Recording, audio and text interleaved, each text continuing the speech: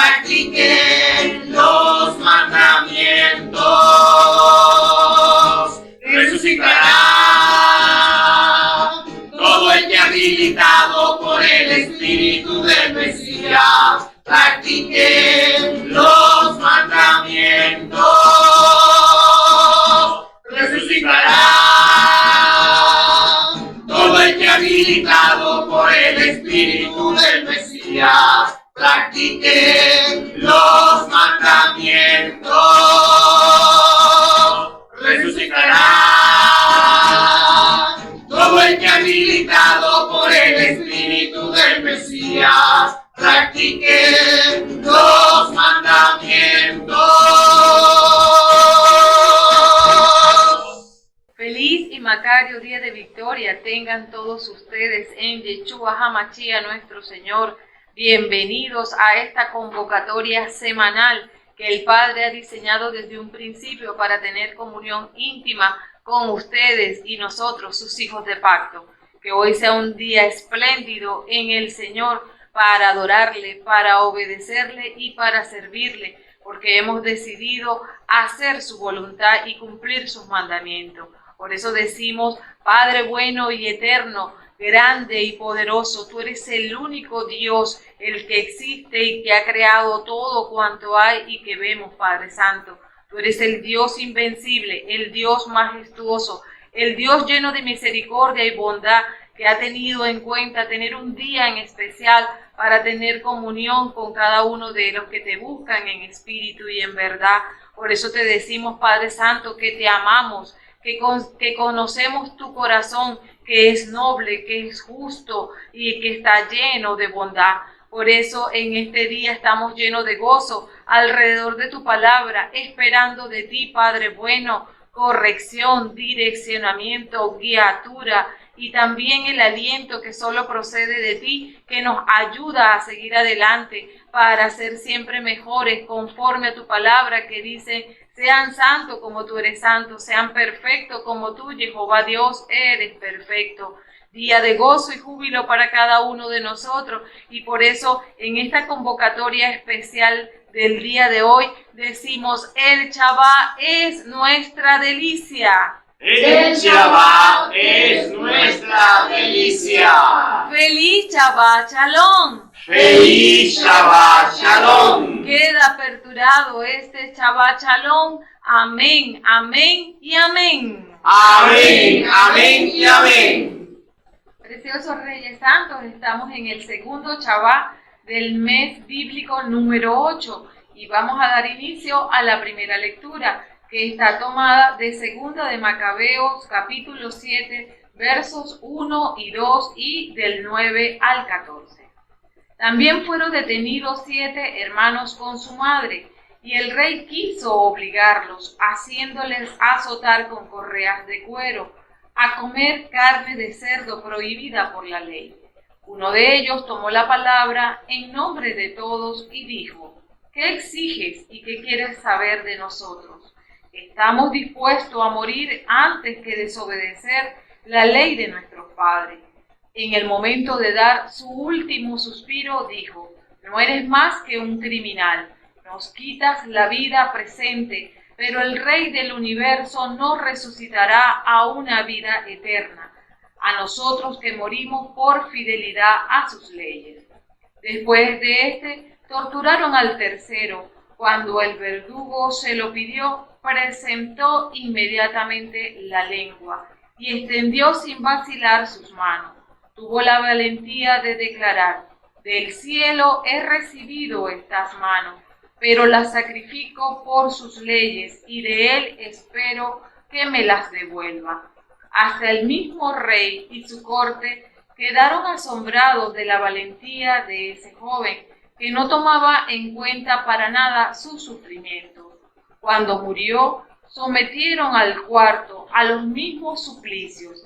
Estando a punto de morir, dijo: felices los que mueren a manos de los hombres, teniendo la esperanza recibida de Dios de ser resucitados por él, pero para ti no habrá resurrección para la vida. Amén. El salmo es el 17 y los versos son el 1, el 5 al 6 y el 8 y 15.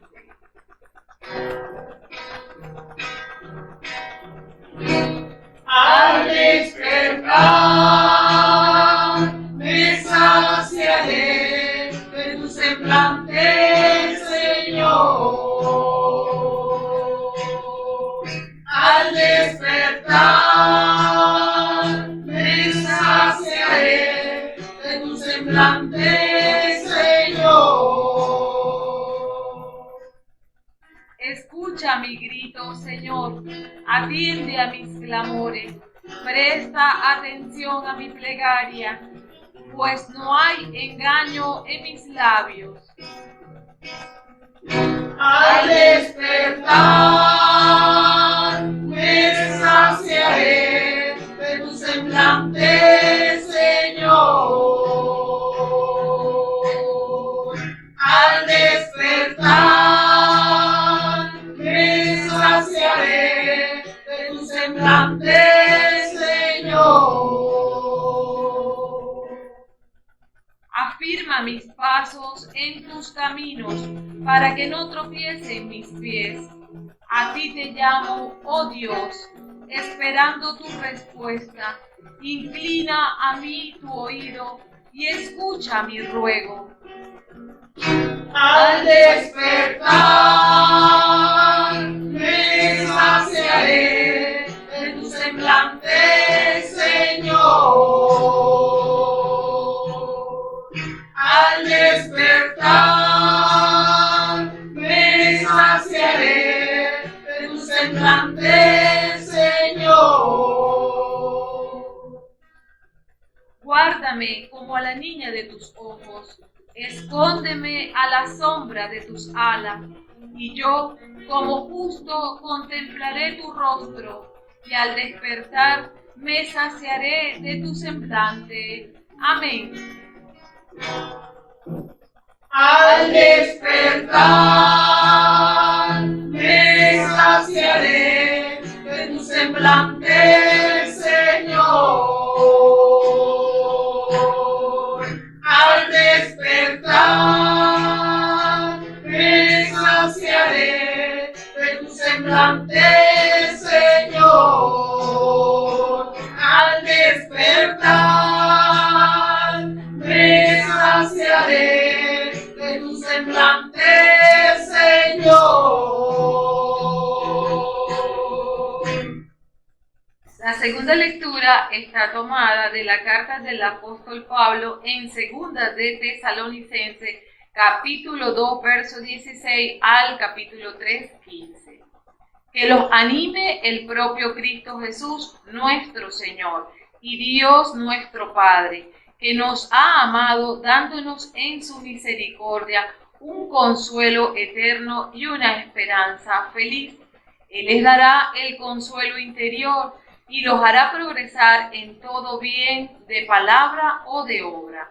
Por lo demás, hermanos, rueguen por nosotros para que la palabra del Señor prosiga su carrera y reciba honor como pasó entre ustedes. Que Dios nos libre también de los individuos indeseables y malos, ya que no todos creen. El Señor es fiel a ustedes, los fortalecerá y preservará del maligno. Tenemos absoluta confianza en el Señor, de que seguirán haciendo lo que les mandamos, como ya lo saben. Que el Señor fije sus corazones en el amor de Dios y la perseverancia de Cristo. Amén. El Evangelio está tomado de Lucas, capítulo 20, verso del 27 al 38. Se acercaron a Yeshua algunos saduceos. Esta gente niega que haya resurrección y por eso le plantearon esta cuestión. Maestro, Moisés nos dejó escrito: si un hombre tiene esposa y muere sin dejar hijos, el hermano del difunto debe tomar a la viuda para darle un hijo, que tomará la sucesión del difunto. Había pues 7 hermanos.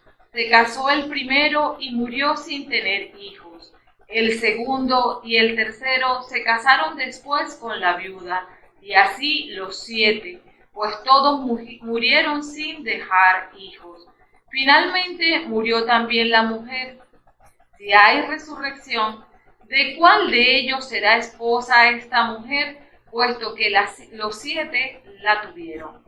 Yeshua les respondió: los hombres y mujeres de este mundo se casan, pero los que sean juzgados dignos de entrar en el otro mundo y de resucitar de entre los muertos, ya no tomarán marido ni esposa. Además, ya no pueden morir, sino que son como ángeles. Son también hijos de Dios por haber nacido de la resurrección. En cuanto a saber si los muertos resucitan, el mismo Moisés lo dio a entender en el pasaje de la zarza, cuando llama al Señor Dios de Abraham, Dios de Isaac y Dios de Jacob. Él no es Dios de muertos, sino de vivos, y todos viven por Él. Amén. Ley espiritual. Lucas 18, verso 14b. Porque el que se hace grande será humillado, y el que se humilla será enaltecido.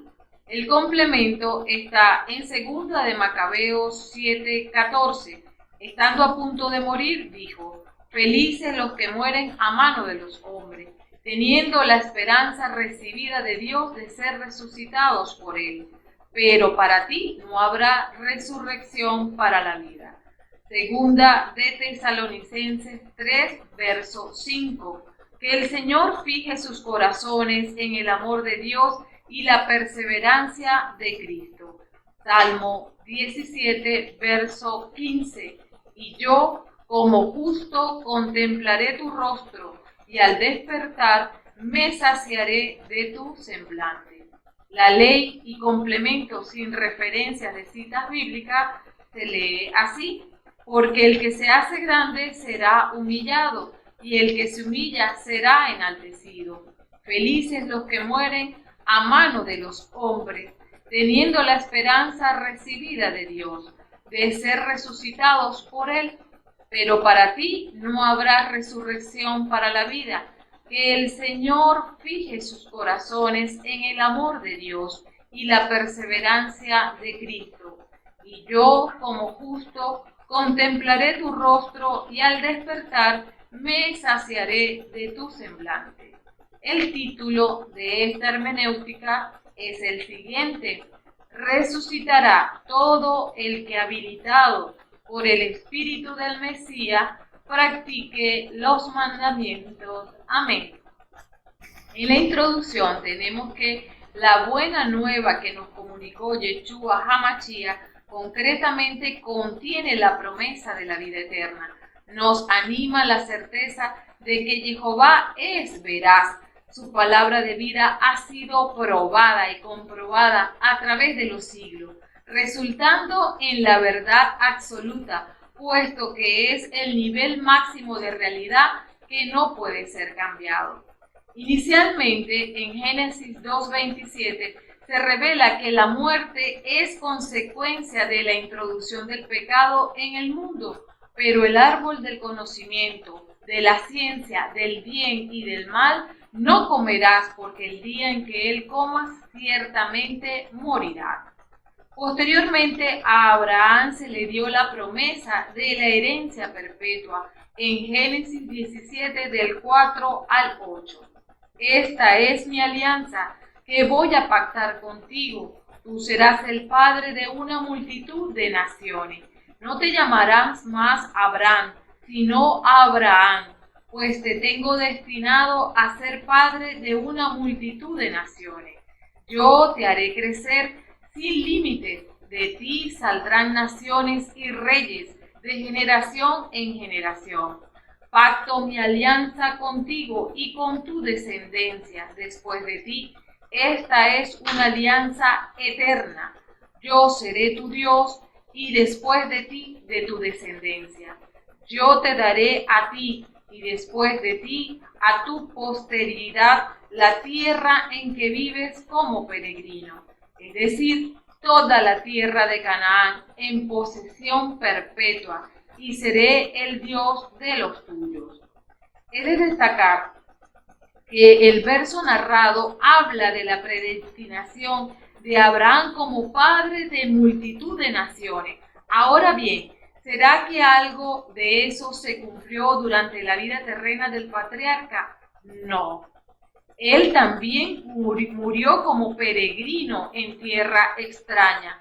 Lo único que le pertenecía legalmente hablando fue el terreno que compró y que se convirtió luego en el cementerio patriarcal estrenado por Sara.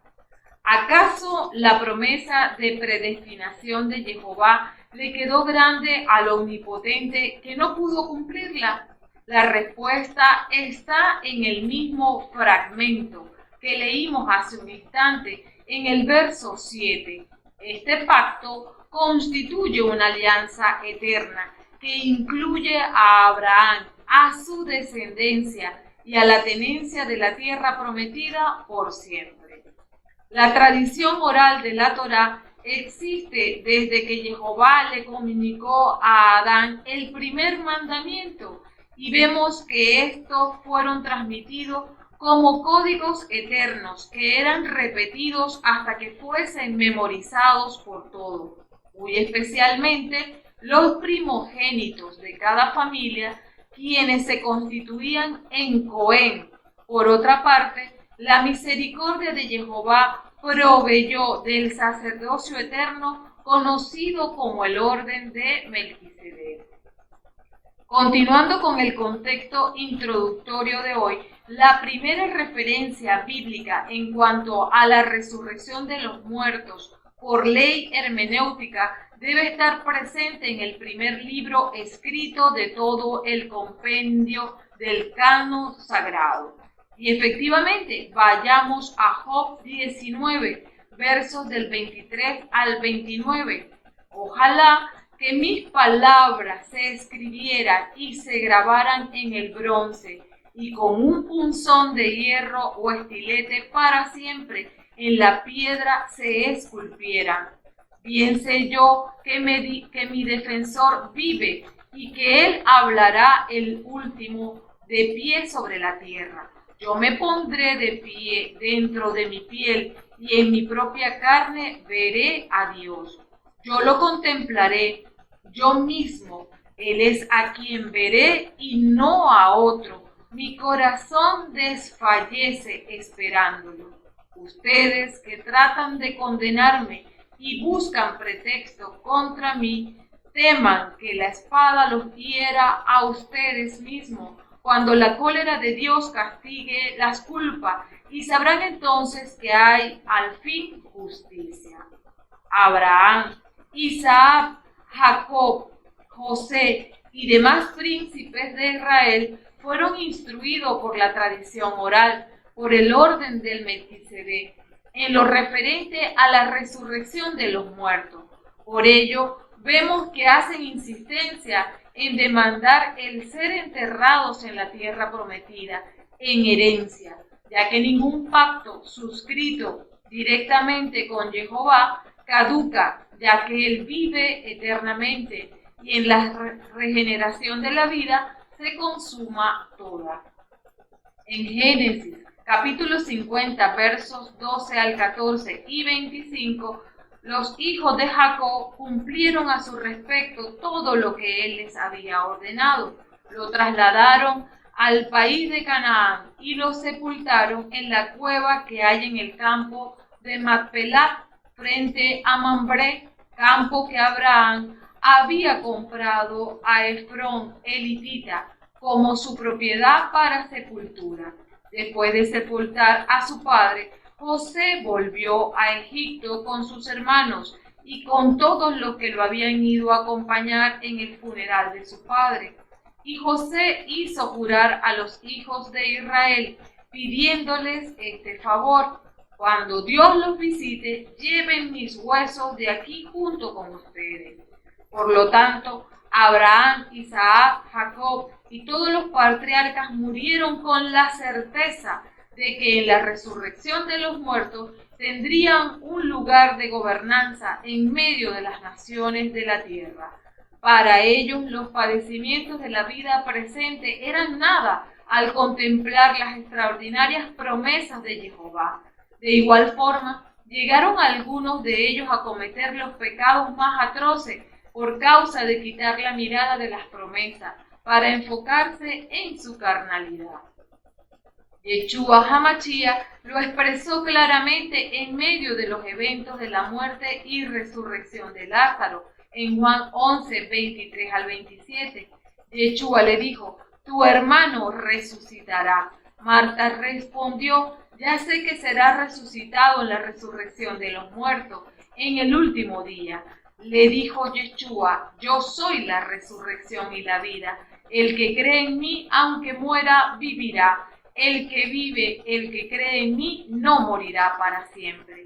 ¿Crees esto? Ella contestó: sí, Señor, yo creo que tú eres el Cristo, el Hijo de Dios, el que tenía que venir al mundo.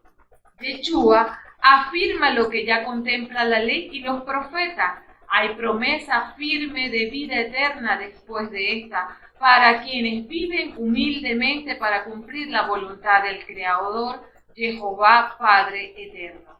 En el Evangelio de hoy, saduceos quienes solo contemplan la ley destinando los escritos proféticos, son escépticos en cuanto a la doctrina de la resurrección.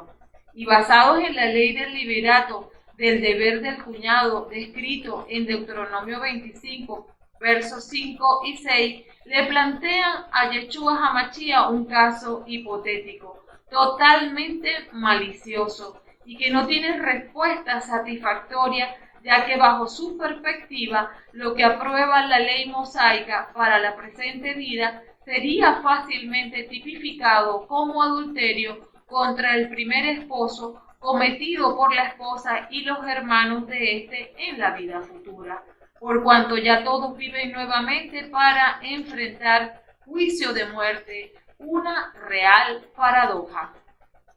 Yeshua da luces con respecto a que no existirán los matrimonios en la vida futura, porque hombres y mujeres serán como ángeles, con cuerpos glorificados, desmontando con ello el potencial caso de adulterio. Además, en misericordia les aclara, de acuerdo a la ley que ellos contemplan en Éxodo 3:6, la existencia de la resurrección por lo planteado por Jehová desde la zarza.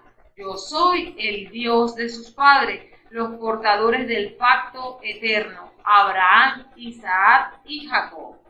En cuanto a la primera lectura, el planteamiento también involucra a 8 personas, nuevo comienzo, a 7 varones y a una mujer, temerosos de la ley de Dios, por lo que abrazan el martirio y el sufrimiento de la vida presente, por la certeza que tienen de la promesa de la regeneración de la vida de los justos en la parucía.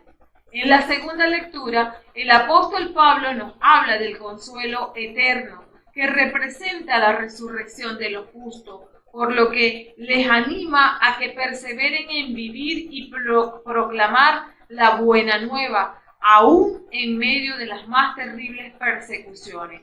No deben esconderse ni pausar la misión. El llamado consiste en tomar valentía del Ruach HaKodesh para perseverar en la obra hasta el final, orando los unos por los otros.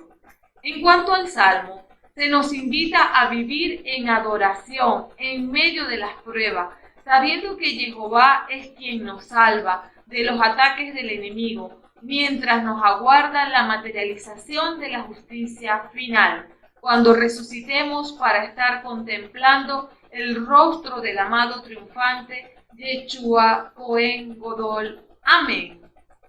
Iniciamos con el Evangelio. Recuerden que está tomado de Lucas 20, versos del 27 al 38. Y en cuanto al diagnóstico, tenemos que Yeshua se propuso ir a Jerusalén en el capítulo 9 de Lucas, verso 51, y finalmente llega allí. en el capítulo 19, versos del 28 al 40. Él llora por Jerusalén en el capítulo 19, versos del 41 al 44. Y depura el templo en el 19, 45 al 46. Enseña en el templo mientras los sumos sacerdotes, escribientes y líderes buscan la manera de matarle, en el capítulo 19 del verso 47 al 48. En este capítulo 20, las autoridades religiosas le hacen a Yeshua 3 preguntas. Primero, los altos sacerdotes, escribientes y los más ancianos preguntan: dinos, ¿con qué potestad haces estas cosas? ¿O quién es el que te ha dado esta potestad? En el verso 2. Segundo, los sumos sacerdotes y escribientes o sus espías preguntan: ¿nos es lícito dar tributo al César o no? En el verso 22. Y finalmente, en la lección del Evangelio de hoy, los saduceos preguntan: en la resurrección, pues, ¿mujer de cuál de ellos será? Porque los 7 la tuvieron por mujer, en el verso 33. Ninguna de estas preguntas pide información honestamente. Las 3 intentan atrapar a Yeshua y comprometer su autoridad. Ahora iniciamos con los versos de hoy. Se acercaron a Yeshua algunos saduceos. Esta gente niega que haya resurrección en el verso 27 y que solemos agrupar a los saduceos y fariseos juntos como opositores de Yeshua, pero los dos grupos son bastante diferentes. Los saduceos reciben su nombre de sacerdote Sadoc, descrito en 2 de Samuel, capítulo 15, verso 24. Son miembros y partidarios de la familia de sumo sacerdote. Suelen ser ricos y estar bien conectados políticamente.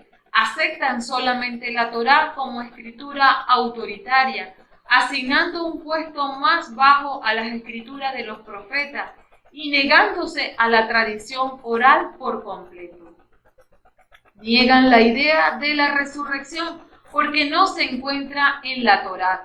Enfatizan el libre albedrío en vez del determinismo. Es interesante mencionar que sabios están de acuerdo con la idea que los saduceos no creen en los ángeles, aunque de ellos habla la Torá en Génesis 16:7, en Génesis 7:21, 17:22, y entonces parece contradecir lo que ellos piensan.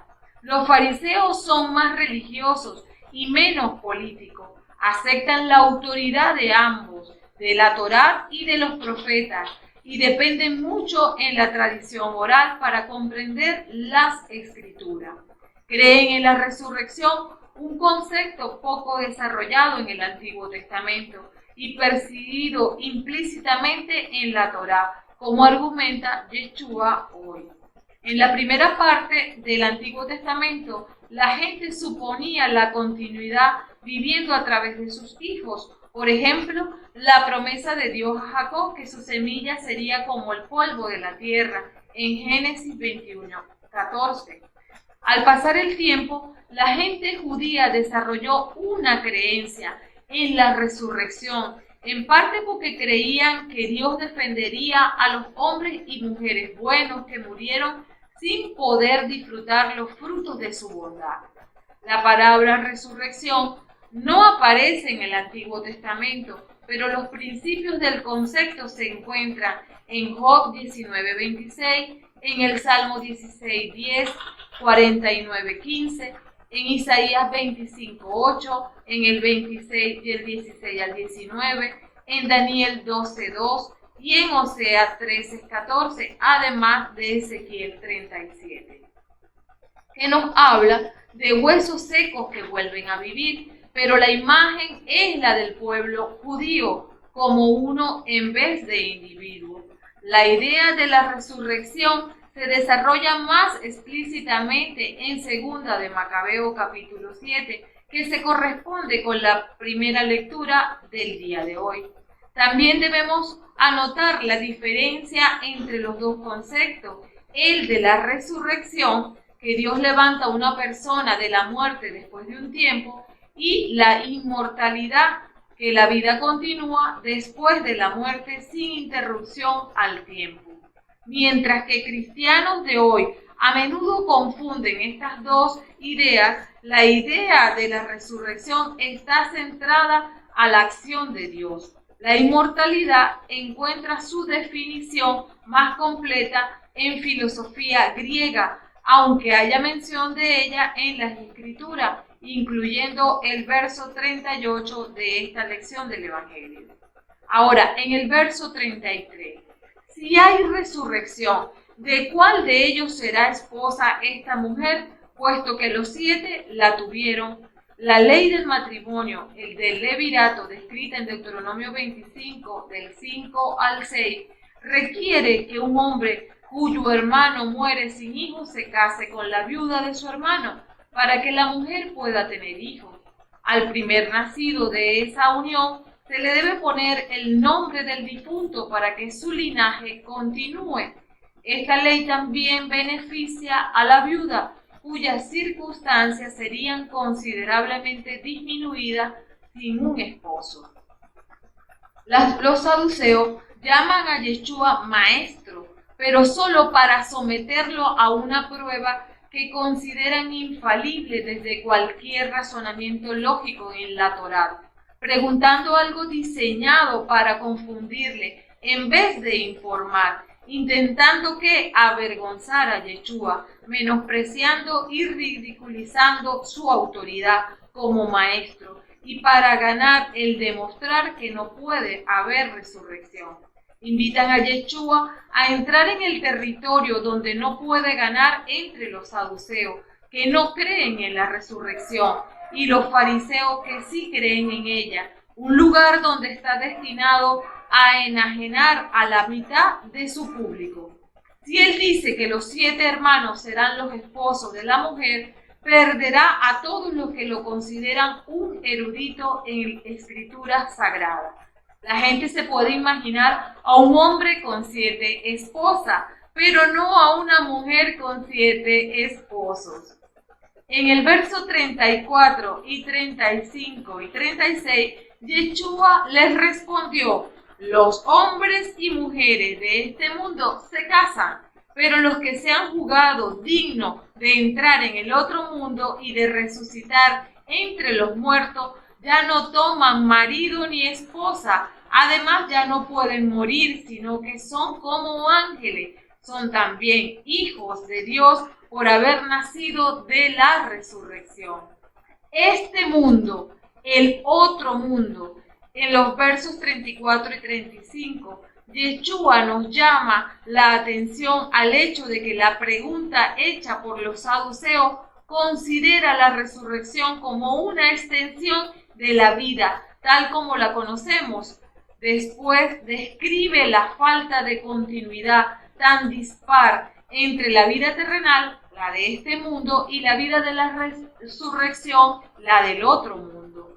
La procreación sexual es necesaria para mantener la raza humana en este mundo, un mundo donde la gente muere.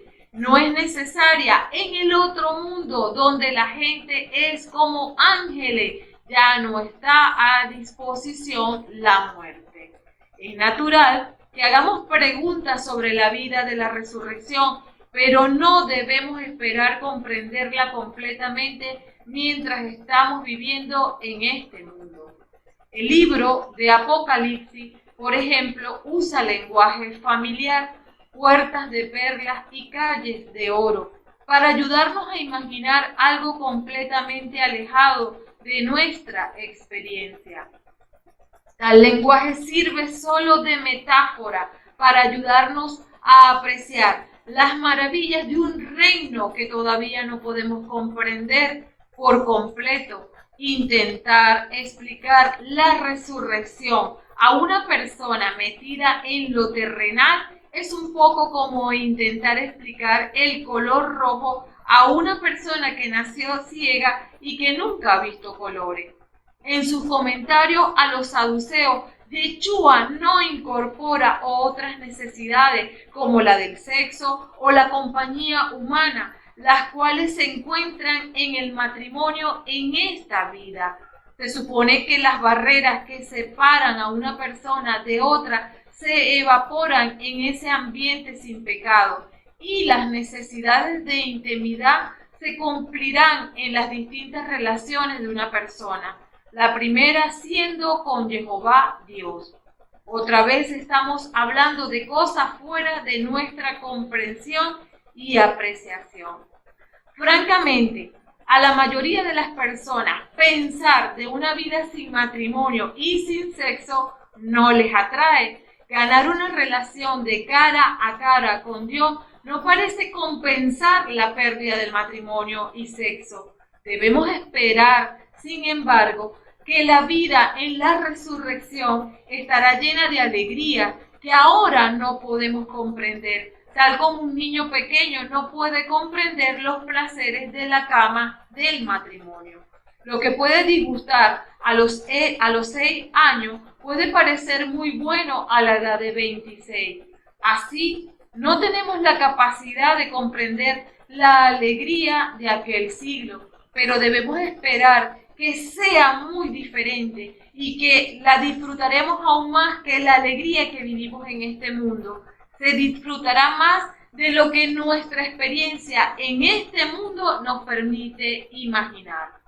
Pablo menciona la vida de la resurrección en 1 Corintios capítulo 15, versos del 35 al 58. Nos da un vistazo de eso que no podemos ver y nos ayuda a comprender lo que realmente no podemos saber mientras estamos en esta tierra. Al respecto, unos versos del 42 al 44. Lo mismo ocurre en la resurrección de los muertos. Se siembra un cuerpo en descomposición y resucita incorruptible. Se siembra como cosa despreciable y resucita para la gloria. Se siembra un cuerpo impotente y resucita lleno de vigor. Se siembra un cuerpo animal y despierta un cuerpo espiritual. Pues si los cuerpos con vida animal son una realidad, también lo son los cuerpos espirituales. Pablo continúa diciendo que la vida de la resurrección es un misterio en el verso 51, algo que se puede comprender en esta vida solo por medio de revelación divina. En los capítulos anteriores, Pablo dijo: así también, en el momento presente vemos las cosas como en un espejo, confusamente, pero entonces las veremos cara a cara. Ahora conozco en parte, pero entonces conoceré como soy conocido. En 1 Corintios 13, verso 12. Una maravillosa descripción de este misterio. En los versos 37 y 38, es Dios de los muertos, sino de vivos. No es de muertos, es de vivos. En cuanto a saber si los muertos resucitan, el mismo Moisés lo dio a entender en el pasaje de la zarza. Eso corresponde al verso 37. Y es que los saduceos aceptan solo la autoridad de la Torá. Entonces Yeshua discute de Éxodo 3, 6 y 15, al momento del encuentro de Moisés con Jehová, Abraham, Isaac y Jacob. Ya habían muerto hacía mucho tiempo, porque Abraham vivió 700 años antes de Moisés, pero Dios habló de ellos en el presente, como si todavía estuviesen vivos. En el verso 38 de este evangelio, Él no es Dios de muertos, sino de vivos, y todos viven por Él.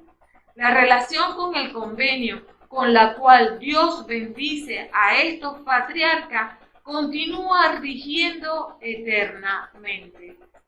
En cuanto a la dicotomía entre la inmortalidad presente y la resurrección futura, el Nuevo Testamento claramente enfatiza la resurrección futura. Según Josefo, los fariseos mantienen que toda alma no perecerá, pero solo el alma del bueno pasará a otro cuerpo, mientras el alma del malo sufrirá castigo eterno.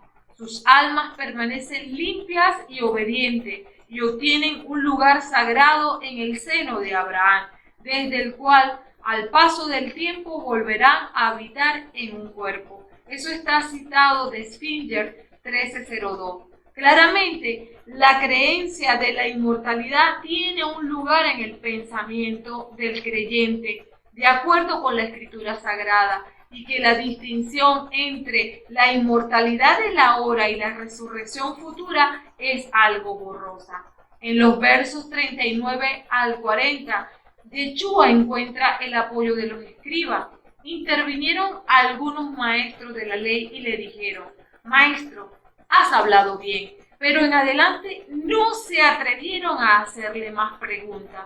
Estos versos no se incluyen en la porción del Evangelio de hoy, pero proporcionan una buena conclusión para la lección del Evangelio y añaden unos segundos a la lectura. Enfatizan el punto central de esta confrontación, que Yeshua habla con autoridad. Véase el capítulo 20, que estamos estudiando, verso 2. Seguramente estos son escribientes de los fariseos que creen en la resurrección, pero también puede que sean los escribientes que habían tratado de atrapar a Yeshua con las primeras dos preguntas dadas en este capítulo 20, versos 2 y 22. En cuanto al pronóstico, el capítulo 20 cierra cuando Yeshua les hace una pregunta a ellos. No está claro si eran saduceos en particular o las autoridades religiosas. Yeshua denuncia a los escribientes por su orgullo y avaricia en los versos del 45 al 47.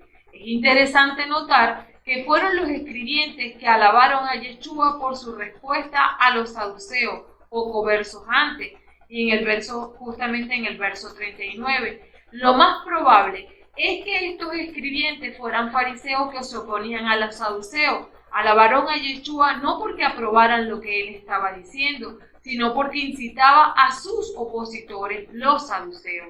En Lucas 22, versos del 28 al 30 tenemos: ustedes son los que han permanecido conmigo compartiendo mis pruebas. Por eso les doy el reino, como mi Padre me lo dio a mí, haciéndome rey. Ustedes comerán y beberán a mi mesa en mi reino, y se sentarán en tronos para gobernar a las 12 tribus de Israel. Es una promesa escrita para nosotros de la resurrección en la vida eterna. En el control del pronóstico, el fundamento de nuestra fe es la resurrección. Y es que no estamos viviendo solo para esta vida, porque si vivimos solo para esta vida, seremos infelices. Pero si nos estamos guardando, es para la resurrección. Sigamos el consejo de la palabra para entrar en la vida eterna. Primero, cumplir los mandamientos establecidos por Jehová Dios, dispuestos en la palabra. Mateo 19:17, Yeshua contestó: ¿por qué me preguntan sobre lo que es bueno? Solo es el bueno. Pero si quieres entrar en la vida, cumple los mandamientos. Segundo, tenemos que creer en Yeshua HaMashiach, nuestro Señor y Salvador. Primera de Corintios 15, versos del 20 al 23 nos dice: pero no, Cristo resucitó de entre los muertos, el primero de todo. Porque la muerte vino al mundo por medio de un hombre, y también por medio de un hombre viene la resurrección. En efecto, así como todos mueren en Adán, así también todos revivirán en Cristo, cada uno según el orden que le corresponde. Cristo, el primero de todo, luego aquellos que estén unidos a Él en el momento de su venida. Tercero, dejarnos guiar por el Ruach HaKodesh, el ayudador para transitar esta efímera vida. Juan 16, verso 7 y del 13 al 15 nos dice: pero es verdad lo que les digo, les conviene que yo me vaya, porque mientras yo no me vaya, el protector no vendrá a ustedes. Yo me voy y es para enviárselo, Él no viene con un mensaje propio, sino que les dirá lo que escuchó y les anunciará lo que ha de venir. Él tomará de lo mío para revelárselo a ustedes, y yo seré glorificado en él. Todo lo que tiene el Padre es mío, por eso les he dicho que tomará de lo que es mío para revelárselo a ustedes. La obediencia a los mandamientos nos pone al día con Jehová Dios. Nos hace unirnos en el propósito con el Padre y el Hijo. Cuando somos uno con Dios, somos seres espirituales y al ser obediente a los mandamientos, esto le permite al Ruach HaKodesh estar con nosotros, como nos lo revela Hechos 5:32. Nosotros somos testigos de esto y lo es también el Espíritu Santo que Dios ha dado a los que le obedecen. Es así como la palabra se convierte en el faro espiritual que nos guía por la senda estrecha, que nos conduce hasta la vida eterna. Y esta certeza hace que podamos llevar una vida en Cristo lleno de gozo, lleno de felicidad por encima de cualquier circunstancia que se nos presente. Amén. En cuanto a la primera lectura, recuerden que es de Segunda de Macabeo, capítulo 7, versos 1 y 2, y del 9 al 14. En el diagnóstico, este capítulo es uno de los pasajes más conocidos y populares de la historia de los Macabeos, hasta el punto de que tradicionalmente se suele dar a estos hermanos el nombre de Macabeos de manera inapropiada. El autor sagrado no recuerda su nombre ni el lugar de la escena, y la presencia del rey tiene carácter retórico. La valentía de estos jóvenes aparece precedido por un texto ejemplarizante sobre el martirio de Eleazar en el capítulo 6, versos del 18 al 31. La intervención de la madre divide la escena en dos partes. La primera con el martirio de los 6 hermanos mayores, que va de los versos 2 al 19, y la segunda con el martirio del menor y de la madre, del verso 20 al 41. En la primera parte aparece progresivamente la afirmación de la resurrección de los justos y el castigo de los malvados. Cada una de las respuestas de los 6 primeros hermanos contienen un aspecto de esta verdad. El primero afirma que los justos prefieren morir antes que pecar en el verso 2. Tendrá piedad de sus servidores en el verso 6. El segundo, el Rey del universo, no resucitará a una vida eterna en el verso 9. El tercero, que resucitarán con sus cuerpos rehechos en el verso 11. El cuarto, que para los malvados no habrá resurrección a la vida en el verso 14. El quinto, que para los malvados habrá castigo en el verso 17. El sexto, que cuando el justo sufre se debe a que es castigado por el pecado en el verso 18. En la segunda parte, tanto la madre como el hermano menor reafirman la doctrina anterior, pero este último ofrece un aspecto nuevo, afirmando que la muerte aceptada por los justos tiene un valor expiatorio en favor de todo el pueblo, en los versos del 37 al 38. La resurrección de los muertos, que fue revelada progresivamente por Dios a su pueblo, se apoya primero en las palabras de Moisés acerca de que Dios consolará a su siervo, en el verso 6, que lo que está citando es Deuteronomio 32, verso 36. Y si estos mueren prematuramente, recibirán el consuelo en la otra vida. Es el argumento del primero de los hermanos, que supone que Dios mantiene fielmente su alianza con Abraham y su descendencia. En el razonamiento de la madre, en los versos del 27 al 28, la fe en la resurrección se impone como una consecuencia intrínseca de la fe en un Dios creador del hombre en espíritu, alma y cuerpo. Nuestro Señor Jesucristo ratifica la resurrección de los muertos y la une a la fe en Él. En Juan 11:25, Yeshua dice: yo soy la resurrección y la vida. El que cree en mí, aunque muera, vivirá. Al mismo tiempo purifica la representación de la resurrección que tenían los fariseos, resultado de una interpretación meramente materialista, en Marcos 12 del 18 al 23 y en 1 Corintios 15 del 35 al 53. Del martirio de un hombre, Eleazar, pasamos al de una familia que está compuesta por estos 7 hermanos y su madre. Un relato típico de todo aquel que se asemejanza de Yeshua HaMashiach por la obediencia irrenunciable a la ley de Jehová Dios, le lleva a ser sometido al martirio, bajo la persecución del mundo, de la carne y del demonio. Tiene además un gran significado en la geometría bíblica que no podemos perder de vista, y es que el número 7 simboliza perfección y plenitud. En Génesis 2, en Ruth 4:15 y en Jeremías 15:9 podemos ver ilustrado este hecho. La familia representa la unidad que debe mantener el pueblo. La mujer y sus hijos representan a la eclesía, que como vaso frágil deben abrazar la cruz. Se habla por primera vez en la palabra de Jehová Dios de la resurrección del cuerpo. En Daniel 12, del 2 al 3, muchos de los que duermen en el lugar del polvo despertarán, unos para la vida eterna, otros para vergüenza y horror eterno. Los que tengan el conocimiento brillarán como un cielo resplandeciente. Los que hayan guiado a los demás por la justicia brillarán como las estrellas por los siglos de los siglos. En el Nuevo Testamento será un tema frecuente y fundamental, como lo hemos visto en 1 Corintios 15, verso 14. En cuanto al pronóstico, continúa el relato del martirio de los 7 hermanos.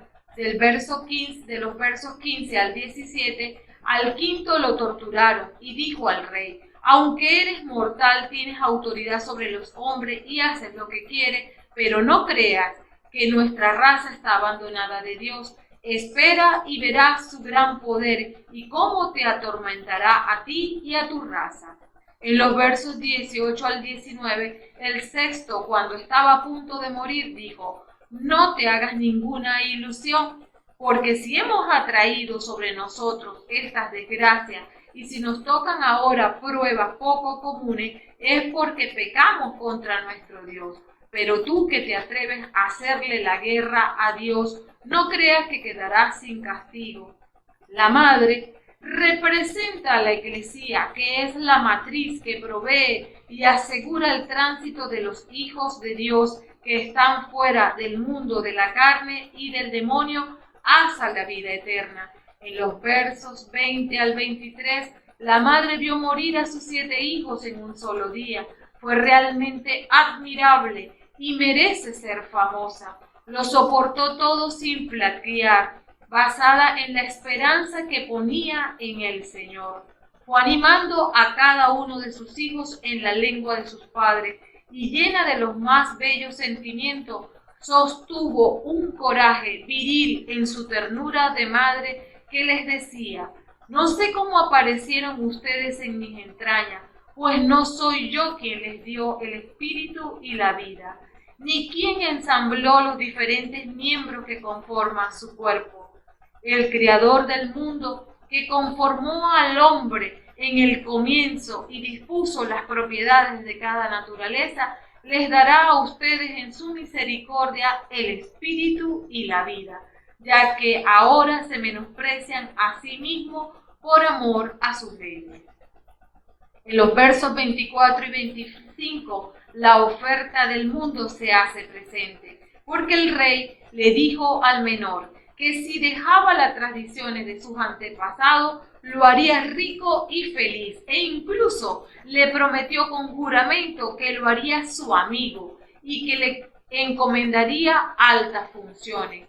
Como el joven no le hiciera caso, el rey ordenó que se acercara a la madre y le insistió que lo aconsejara al niño. ¿Para qué? Para que salvara su vida. Y en los versos 27 y al 29, la madre habló así a su hijo en la lengua de sus padres: hijo mío, ten piedad de mí, Te llevé en mis entrañas 9 meses, te amamanté durante 3 años, te he alimentado y educado hasta la edad que tienes, me he preocupado en todo de ti. Te suplico pues, hijo mío, que mires el cielo y a la tierra y contemples todo lo que contiene. Has de saber que Dios fue quien los hizo de la nada, así apareció la raza humana. No le temas a ese verdugo, sino que muéstrate digno de tus hermanos, acepta la muerte. Y aquí viene la promesa de la vida eterna, para que te encuentres con tus hermanos en el tiempo de la misericordia. En los versos 30 al 33 y del 36 al 38, el joven dijo: yo no obedezco a las órdenes del rey, obedezco más bien a las prescripciones de la ley dada por Moisés a nuestros padres. Nuestro Señor, que vive, nos ha mostrado por un momento su cólera para corregirnos y educarnos, pero se reconciliará con sus servidores. Mis hermanos sufrieron una prueba pasajera, ¿a cambio de qué? De una vida que no se acaba, y ya están cubiertos por la alianza de Dios. Al igual que mis hermanos, entrego mi cuerpo por mi vida, por las leyes de mi Padre. Le suplico a Dios que tenga pronta piedad de nuestra raza. Ojalá la cólera del Todopoderoso, que se ha desencadenado justamente contra nuestra raza, se detenga por fin en mí y en mis hermanos. En los versos 40 y 41, así murió ese joven, en la rectitud y en la total confianza en el Señor. Al último murió también la madre. En cuanto al control del pronóstico, el relato deja varias enseñanzas que, junto a las de Eleazar, nos instruye a perseverar en el cumplimiento de los mandamientos para ganar la vida eterna. Primero, hay que morir antes que quebrantar la ley o el proyecto de Dios. Segundo, Dios tiene compasión del que muere por su causa. Y en tercer lugar, los que mueren por la causa de Dios resucitarán a una vida eterna. Amén. En cuanto a la segunda lectura, de Segunda de Tesalonicenses, capítulo 2, del 16 al 3:5, vamos con el diagnóstico. Esta carta fue enviada desde Corinto a fines del año 51 después de Cristo, o al principio del 52, unos pocos meses después de haberse enviado la primera de Tesalonicenses. Algunos malos entendidos con respecto a la primera carta y ciertas palabras que Pablo con respecto a la tribulación al final hizo necesario que Pablo escribiera esta segunda epístola. Ellos creían que la segunda venida de Cristo era inminente. En el capítulo 1 anima a los creyentes que sufren persecución a perseverar en medio de las dificultades. En los capítulos 2 y 3 confronta los falsos rumores que anunciaron que los últimos tiempos ya habían pasado.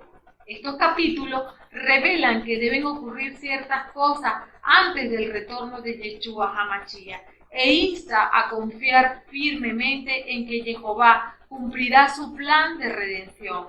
La Iglesia es exhortada a tener paciencia y firmeza y a perseverar fielmente en un servicio diligente hasta que Yeshua regrese. Hay varios temas paralelos a los de primera de Tesalonicenses. El sufrimiento en capítulo 2 del 14 y del 16 de primera de Tesalonicenses se ve de manifiesto en la segunda, en el capítulo 1, versículos del 3 al 12. El trabajo que cita en primera de Tesalonicenses 4 del 9 al 12 y en el 5:14, en segunda de Tesalonicenses capítulo 3, versos del 6 al 15 está citado. Y en los últimos tiempos, donde es hablado en primera de Tesalonicenses 4:13 al 5:11, también se ve reflejada en segunda de Tesalonicenses 2 del 1 al 12. Esta carta, junto con la de primera de Tesalonicenses, nos aporta mucho de lo que sabemos acerca del regreso del Señor. En los versos de hoy, que los anime el propósito, el propio Cristo, Yeshua nuestro Señor y Dios nuestro Padre, que nos ha amado, dándonos en su misericordia un consuelo eterno. Ese es el verso 16a. Ahora Pablo ofrece una bendición, una oración para que Yeshua y Dios, que amaban y consolaban a Pablo y sus compañeros, también puedan consolar a los cristianos de Tesalónica. La palabra paráclisis, traducida aquí como consuelo, significa columna vertebral rígida. Entonces, en lugar de un consuelo tierno, la paráclisis es el tipo de consuelo que proviene de un ayudador, a alguien a ver la posibilidad de superar un obstáculo o ganar una batalla. Es el tipo de consuelo que proviene de darle a una persona asediada una visión de la gloria venidera. En el verso 16b, y una esperanza feliz. La esperanza es dadora de vida. La vida sin esperanza es monótona y sin sentido. La gente pone sus esperanzas en todo tipo de cosas, en el carácter personal, en títulos académicos, en planes de jubilación o planes de seguro, en gobierno. Pero el consuelo y la esperanza son algo que estos cristianos solo pueden recibir por la gracia de Dios. La gracia es el regalo de salvación de Dios para todos los que aceptan el señorío de Jesucristo. ¿A través de qué? Del cumplimiento de sus mandamientos. Ese es el fundamento sobre el que descansa su consuelo y su esperanza. En el verso 17a, Él les dará el consuelo interior. Pablo está orando para que el Señor Yeshua y Dios el Padre puedan consolar a estos cristianos, llamándolos cerca, invitándolos, ayudándolos a sentir su presencia, de que no están solos en medio de tanta prueba. Y os confirme de toda buena obra y palabra. Conociendo a Pablo, podemos estar seguros de que eligió cuidadosamente las palabras obra y palabra. Y los hará progresar en todo, ¿verdad? Palabras y obra. ¿Por qué? Porque para los cristianos el trabajo es algo más que trabajar para ganar dinero o comprar pan o alimento o vestido. Implica el servicio a Cristo y a los demás. Es el amor, es el mejor caso de demostrar el amor al prójimo a través del trabajo, que es una expresión tangible de cómo nosotros manifestamos que amamos a Dios y al prójimo. Ahora, cuando dice palabra, si nuestras palabras tienen poder para herir o para sanar, para levantar o derribar, para iluminar o para esparcir tinieblas, cuánto más la palabra de Jehová Dios. Y para ello tenemos un ejemplo claro en el Salmo 119, versículo 105. Tu palabra es una lámpara para mis pasos, una luz en mi camino. Entonces allí vemos lo poderosa que es la palabra de Dios, que conocemos, proclamamos y cumplimos.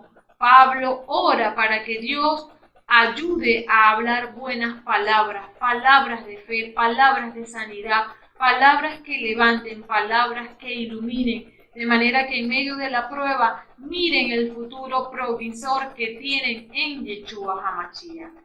En el verso 1, capítulo 3, nos dice: por los demás, hermanos, rueguen por nosotros para que la palabra del Señor prosiga su carrera y reciba honor, como pasó entre ustedes. Pablo reconoce el desafío que implica el propagar la palabra de Dios, pues la lucha no es contra carne ni sangre, sino contra principados y potestades, contra los soberanos de este mundo de tinieblas, como los espíritus del mal que habitan en el espacio, como él mismo lo dice en Efesios 5:12.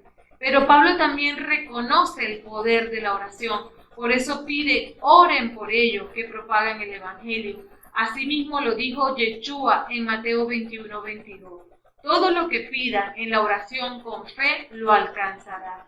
El poder de la oración no viene de ti. El poder de la oración viene de quien ejecuta la acción, el propio Yeshua HaMashiach. En el verso 2, que Dios nos libre también de los individuos indeseables y malos, ya que no todos creen. Estos eran los que querían estorbar la obra de evangelización. Pablo quería que Dios los librara de tales hombres o que los transformara en hombres razonables, conversos y consagrados al Evangelio. En el verso 3, el Señor es fiel, a ustedes los fortalecerá y preservará del maligno. Nunca somos probados más allá de nuestra fuerza y todo lo podemos en Yeshua que nos fortalece. El propio Yeshua hizo una poderosa oración a favor de su eclesía en la oración sacerdotal de Juan 17:15. No te pido que los saques del mundo, sino que los preserves del maligno. Y esa es la promesa que tenemos, que mientras aguardamos el tiempo venidero, estamos a salvo en Yeshua HaMashiach. En el verso 4 tenemos absoluta confianza en el Señor de que seguirán haciendo lo que les mandamos, como ya lo hacen. Pablo sabe que el que planta la semilla de la palabra es Él, pero es Jehová Dios quien la hace crecer, como Él mismo lo dice en 1 Corintios 3, verso 7. Así que la esperanza tiene en que esta gente se convierta y fructifique. En el verso 5, que el Señor fije sus corazones en el amor de Dios y la perseverancia de Cristo. Es el deseo de todos los que llevamos el mensaje de salvación, que los discípulos de Cristo vivan como Yeshua vivió, amando a Jehová Dios sobre todas las cosas y perseverando hasta el final, como el propio Yeshua, y así lograr que se cumpla en nosotros Apocalipsis 3:21. Al vencedor lo haré sentar conmigo en mi trono, así como yo he vencido y me he sentado con mi Padre en su trono. En cuanto al pronóstico, en los siguientes versos Pablo sigue exhortando a los tesalonicenses a observar una conducta que testifique que son de Cristo. Y estudiaremos los versos 6 y 11 juntos. Hermano, le ordenamos en nombre de Cristo Jesús, el Señor, que se aparten de todo hermano, que vivan sin control ni regla, a pesar de las tradiciones que le hemos transmitido. Pero ahora hemos oído que hay entre ustedes algunos que viven sin control ni regla y no hacen nada, muy ocupados en meterse en todo. Pablo ordena a los fieles que se aparten de los que andan en desorden o sin regla, y es que hay un desgobierno en la ociosidad de esta gente, porque el ocio es el taller donde se gesta el pecado, reconociendo que el ocio físico precede al ocio espiritual, por no llegar una vida delimitada por propósito, establecidos en primer lugar por amar a Jehová Dios sobre todas las cosas. En el versículo 11, Pablo llama a los cristianos ociosos e entrometidos, personas que por ser ociosas no andan según la enseñanza del Evangelio que Pablo y los apóstoles le habían dado, sino que tienen tiempo de sobra para escudriñar la vida de los demás y no la propia, dedicándose a fructificar en la carne. Pablo invita a imitarle porque ellos, Pablo, Silvano y Timoteo, como evangelizadores no viven sin control ni regla, y así lo demostraron mientras estuvieron con ellos. De manera que cuando los cristianos tesalonicenses quieran saber qué hacer y cómo actuar, solo tienen que preguntarse qué haría Pablo y sus compañeros, siendo el desafío final, por supuesto, el imitar a Cristo. Cuando Cristo nos llama a seguirlo, nos está llamando a adoptar sus valores y a actuar como Él actuaría, hasta el punto de llegar a la cruz. Cuando nos preguntamos qué debemos hacer, solo tenemos que preguntarnos, ¿y qué haría Yeshua? Por tanto es, ¿qué dice la Escritura que haga? Ese es el manual del fabricante que nos guía a tomar buenas decisiones. Quien propaga el Evangelio no lo hace por cuenta propia, sino que está cumpliendo un mandato dado por Yeshua en Mateo 28, del 18 al 20, la gran comisión de hacer discípulos de Él. Esto implica obedecer la ley de Moisés y lo escrito por los profetas, que el propio Yeshua vino para cumplir, como lo dice Mateo 5:17. Es así como el que cumple los mandamientos muestra respeto y obediencia a Jehová Dios y sus principios, respetando al prójimo porque conoce las normas de convivencia establecidas de acuerdo al estándar del reino y sabe cómo comportarse y vivir en comunidad de Cristo, porque entiende que su libertad termina donde comienza la del otro. El que cumple los mandamientos es sabio y sensato porque tiene temor de Dios y sabe someterse a su autoridad, razón por la cual le irá bien en todo, saliendo victorioso de toda circunstancia. El apóstol ordena a los cristianos fieles que se aparten de los cristianos ociosos y desobedientes, pero no pretende que estos sean expulsados y sean echados fuera de manera permanente. En cambio, espera llamar la atención de aquellos que están en ocio y que son perturbadores, alentándolos a que hagan techubá y comiencen a trabajar para alimentar su espíritu y ganarse el sustento. En ese momento pueden ser restaurados a la comunidad de fe, que entonces será de armonía en lugar de ser perturbada, y seguir formándose bajo el prejuicio de los mandamientos, con la mirada puesta en la vida venidera, efectivamente conducido por el Ruach HaKodesh que mora en las almas obedientes. En cuanto al control del pronóstico, tenemos que entender que a veces el mundo alrededor nuestro parece caótico e impredecible, pero eso no nos da la libertad de obrar en rebeldía y de manera disoluta. Por ello, esta carta brinda algo estable, una perspectiva eterna con la cual podemos evaluar los estándares cambiantes de la sociedad y no ajustarnos a ello, sino a vivir a semejanza de Yeshua HaMashiach, reconociendo además el ejemplo de los apóstoles. La palabra de Pablo nos recuerda que mientras el mundo avance hacia su punto final, nuestra esperanza en la eternidad nos fortalece para vivir cada día como cristianos en medio de un mundo anticristiano. Amén.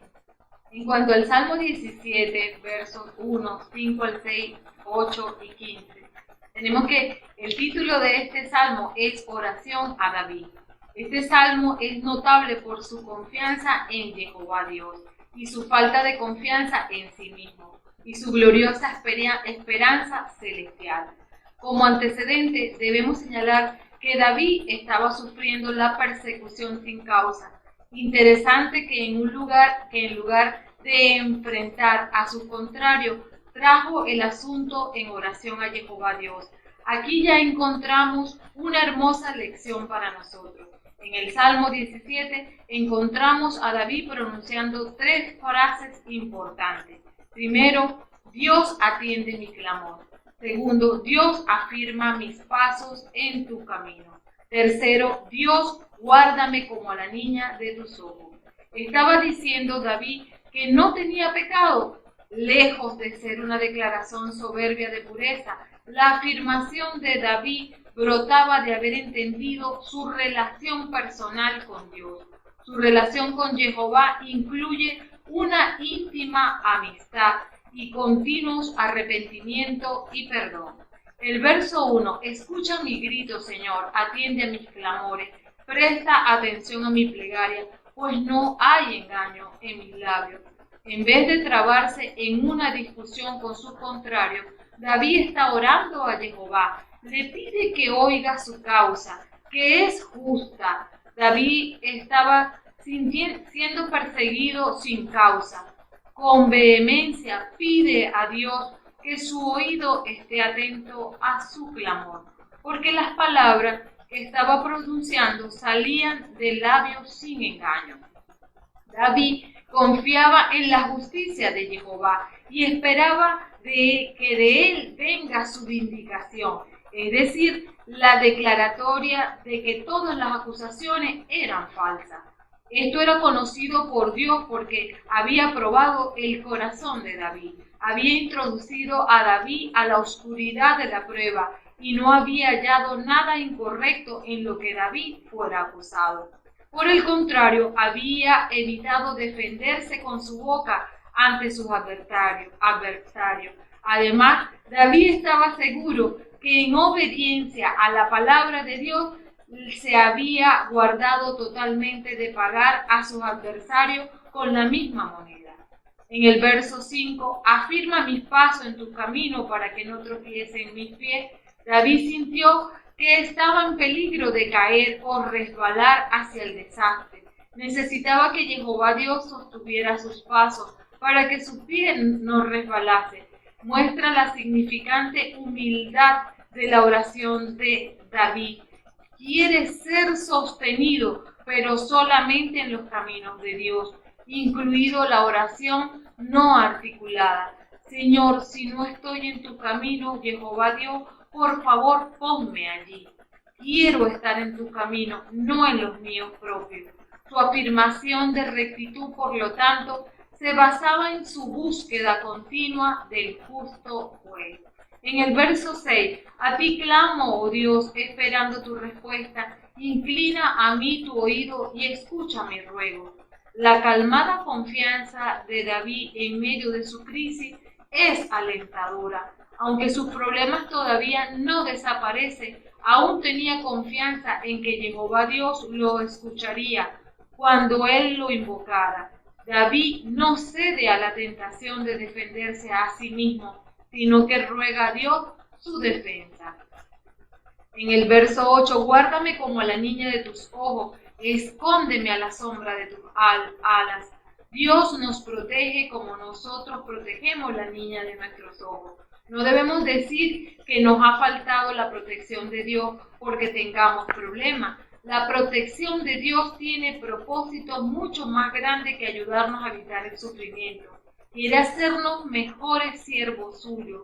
El Altísimo nos protege también, guiándonos en medio de circunstancias difíciles, no solo ayudándonos a escapar de ellas. La sombra de sus alas es una figura de dicción que denota protección de Dios. Él nos guarda como una gallina protege a sus polluelos al cubrirlo con sus alas. Moisés utilizó esta misma metáfora en Deuteronomio 32:11. En el verso 15, y yo como justo juez contemplaré tu rostro, y al despertar me saciaré de tu semblante. Nos engañamos cuando pedimos nuestra felicidad o nuestro contentamiento en la vida por la cantidad de riqueza que poseemos. Cuando colocamos nuestra riqueza en la cima de nuestros sitios de valores, dejamos que el poder, el placer y la seguridad financiera ensombrezcan el valor eterno de nuestra relación con Dios.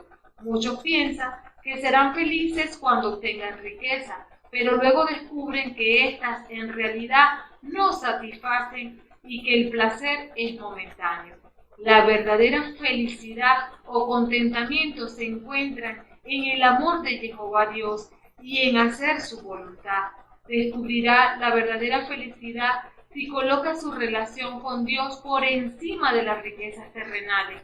La palabra despierte indica que David creía en la vida después de la muerte. A pesar de que la creencia en la resurrección no era muy difundida en los tiempos del Antiguo Testamento, diversos versículos muestran que se comprendía en parte.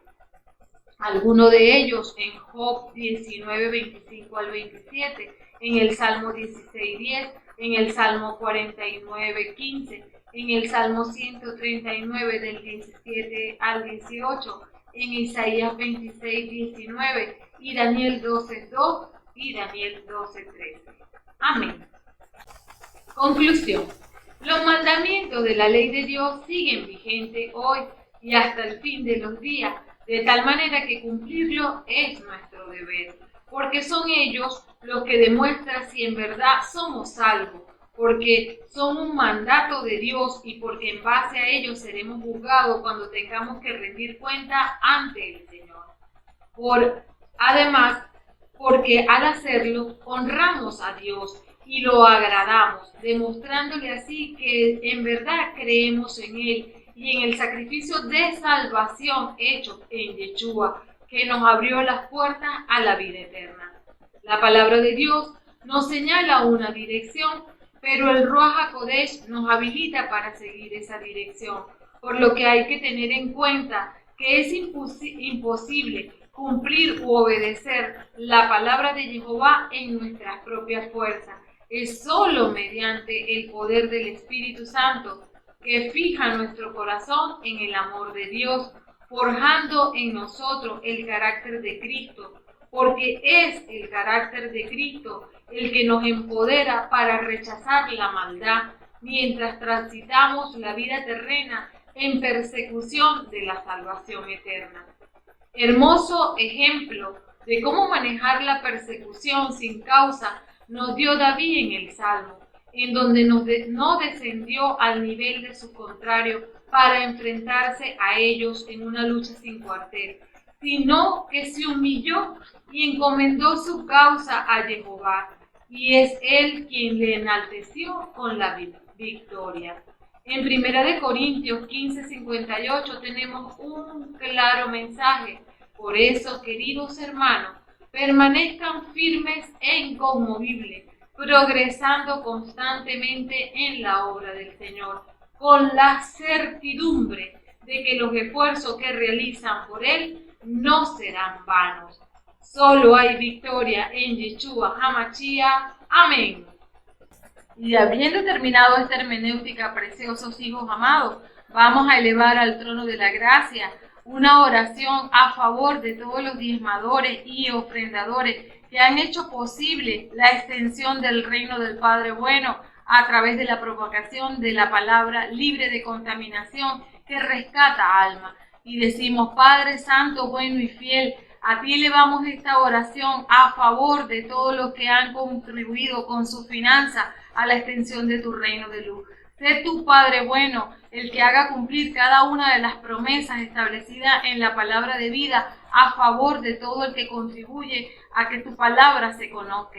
Haz posible, Padre Santo, que sea multiplicado 7 veces más, como tú lo ofreces en Siracías 35, 8, 9 y 10. Además, haz un vallado de protección, un cerco que sea infranqueable para el enemigo y que no les toque nunca, de manera de que ellos permanezcan siempre a salvo, a resguardo de ti, Señor. Son las promesas que tú estableces en tu palabra y que se cumplen en ello. Provéeles de manera sobrenatural y extravagante, tener siempre bastante para que satisfagan sus propias necesidades y tengan para compartir además con los hermanos, especialmente los de la fe. Padre Santo, haz que las relaciones familiares sean restablecidas como tú lo has determinado desde un principio, en donde el esposo y la esposa cumplan su rol como uno solo que son, y que el corazón de los hijos se vuelva a los padres para obedecerle y transitar siempre el camino de verdad que es tu palabra, Señor. Padre de la gloria, otórgale y concédele salud y sanidad divina, así como en tu reino no hay enfermedad, debilidad ni dolencia, que ellos también vivan esa bendición que solo tú otorgas. Padre de la gloria, yo desde ya te doy gracias porque has escuchado esta oración y porque has dejado caer tu gloria, tu doxa, cargada de multitud de bendiciones espirituales y materiales sobre sus vidas, Señor. Y todo esto, Señor, lo he clamado a tu trono en el nombre de Yeshua HaMashiach, de quien soy, a quien sirvo. Amén, amén y amén. Preciosas gemas invaluables del reino. Terminada esta hermenéutica, no olvides darle me gusta o suscribirte si aún no lo has hecho. Activa la campanita de notificaciones para que te lleguen todas nuestras publicaciones. Recuerda comentar el minuto que fue de impacto para ti y además comparte toda esta hermenéutica con todos tus contactos, de manera que como ha sido de bendición para ti, también lo sea para ellos. Bendecido seas en Yeshua HaMashiach, nuestro Señor. Amén, amén y amén.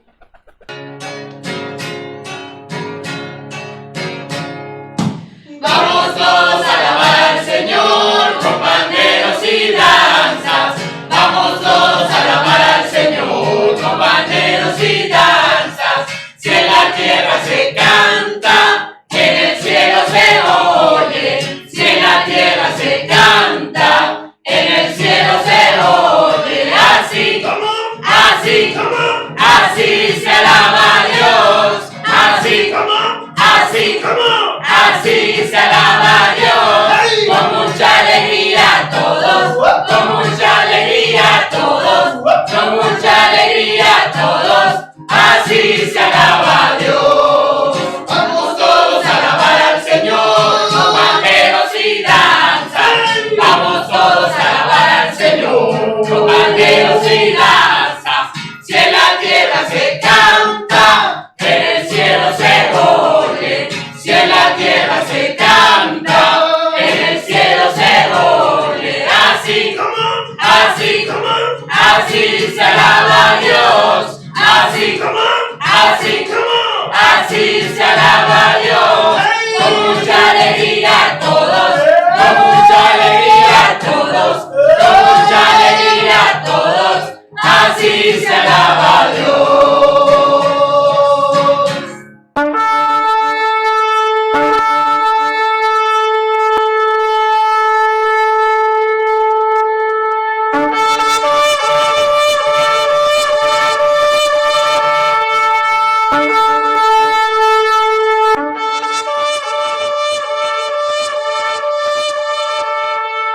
Thank you.